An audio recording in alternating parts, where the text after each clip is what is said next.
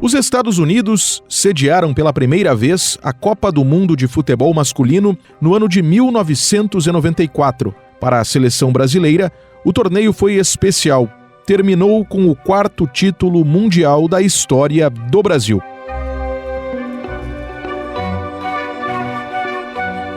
Eu sou o jornalista Diego Brião e o Estação História é uma produção RWCast, que é a central de podcasts do grupo Rádio Web. Te convido para, a partir de agora, relembrarmos a Copa do Mundo de 1994.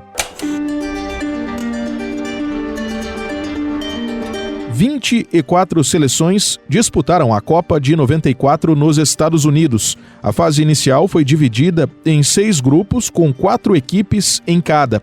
Além dos líderes e vice-líderes, também avançavam às oitavas de final os 4 melhores terceiros colocados nesta fase inicial.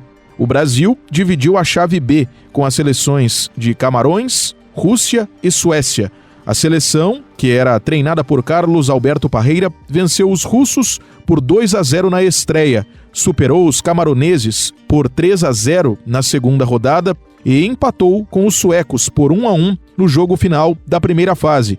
Nas oitavas de final, o Brasil ganhou o duelo com os anfitriões norte-americanos por 1-0. Eliminou Países Baixos nas quartas de final após uma vitória por 3-2 e reencontrou a Suécia na semifinal, partida que a seleção brasileira ganhou por 1-0. Na final, após empatar sem gols com a Itália, a seleção brasileira venceu por 3-2 nos pênaltis. O meia-atacante italiano, Roberto Baggio, cobrou a última penalidade da disputa, colocando a bola para fora e confirmando o 4º título do Brasil na Copa do Mundo. O Brasil vinha de uma lacuna de 24 anos, sem Copas, ou 5 Copas perdidas, né? E a população brasileira cresceu. Em 70 eram 90 milhões. Em 1994 você tinha pelo menos 60 milhões de brasileiros, 70 milhões de brasileiros que nunca tinham visto o Brasil ser campeão do mundo, e eu me coloco nesse bolo, né? Foi uma seleção que, eu não tenho dúvida, é uma das mais criticadas de toda a história. Todo aquele processo entre 90 e 94 foi muito turbulento. As críticas da imprensa eram implacáveis, e você tem o Parreira, que era muito ligado ao futebol europeu, ele gostava muito do futebol europeu. Então ele raciocinou, olha, a gente precisa tirar o Brasil da fila. E até pro meu livro de 94, conversando com o Tostão, né? O Tostão falou, o Parreira, ele gostava muito do futebol europeu, e aquela história do futebol mais pragmático, né? Aquilo estava muito em voga no começo dos anos 90. E o Parreira foi até o fim com as convicções dele, né? Com uma seleção um pouco mais defensiva, tanto é que das 5 brasileiras campeãs do mundo é a seleção que menos gols faz, é a seleção que faz 11 gols, mas é a seleção que também menos gols toma, né? Toma apenas 3 gols. Então era uma seleção mais pragmática, que irritava muitas vezes a torcida, né, porque não dava muito espetáculo, como foi a de 2002, né, que tinha bons momentos de genialidade. Era uma seleção com mais atacantes do que a de 94, né. Thiago Berraich é jornalista e autor de livros sobre a Copa do Mundo, como, por exemplo, a obra intitulada 1994, O Brasil é Tetra, a conquista que recolocou a seleção no topo do futebol. Esta obra foi publicada pela editora Letras do Pensamento. Thiago concedeu entrevista ao Estação História. A final entre Brasil e Itália foi disputada no dia 17 de julho no estádio Rose Bowl, que fica situado na cidade de Pasadena, no estado da Califórnia, na costa oeste dos Estados Unidos. Naquele jogo, o Brasil começou a partida com a seguinte formação titular: o goleiro Tafarel, que jogava pelo Reggiana, da Itália, o lateral direito Jorginho, que era atleta do Bayern de Munique, da Alemanha, o zagueiro Aldair, que atuava pela Roma, da Itália, o também zagueiro Márcio Santos, que defendia a camisa do Bordeaux, da França, e o lateral esquerdo Branco, fechando a linha de defesa, que era jogador do Fluminense.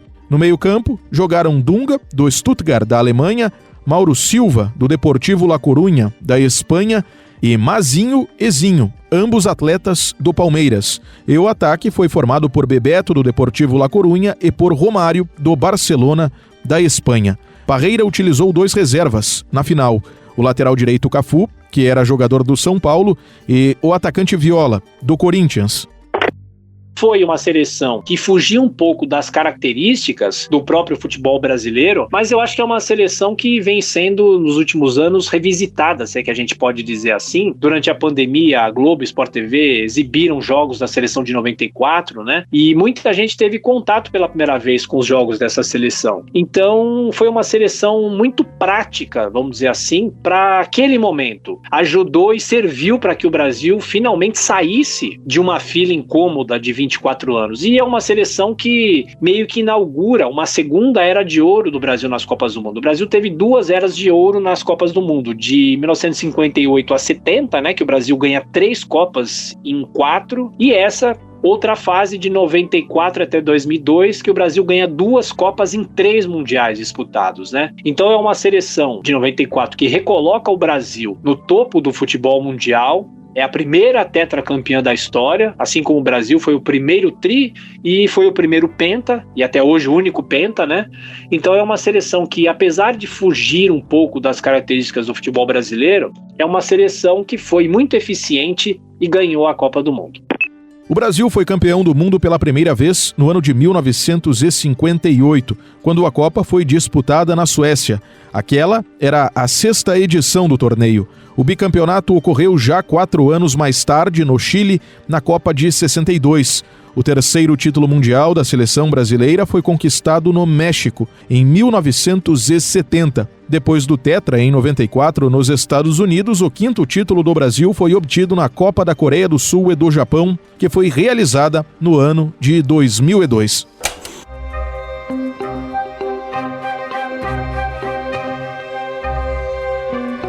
Este foi o Estação História de número 264.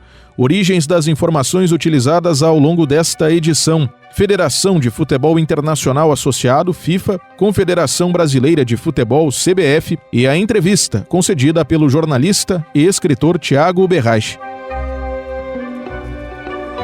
Grupo Rádio Web, produção e apresentação Diego Obrião, edição Mário Melo, coordenação da RWCast Rafaela Martinez, gerência de conteúdo Mariana de Freitas e direção de jornalismo Daniela Madeira. Nos principais agregadores de podcasts nas quartas-feiras é possível ter acesso às novas edições. Até a próxima recordação.